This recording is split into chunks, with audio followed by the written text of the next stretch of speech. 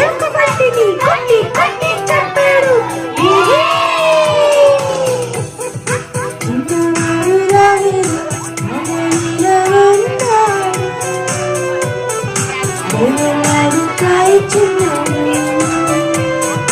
చిన్నవాడు రాహేలు అడవిలో ఉన్నాడు. ఎవరాడు కాయిచున్నాడు. చిన్నాడు చిన్నాడు అందరికన్నా చిన్నాడు. సుందరుడు సుందరుడు అందరికన్నా సుందరుడు. చిన్నాడు చిన్నాడు అందరికన్నా చిన్నాడు. సుందరుడు సుందరుడు అందరికన్నా సుందరుడు. ఆహా ఆహా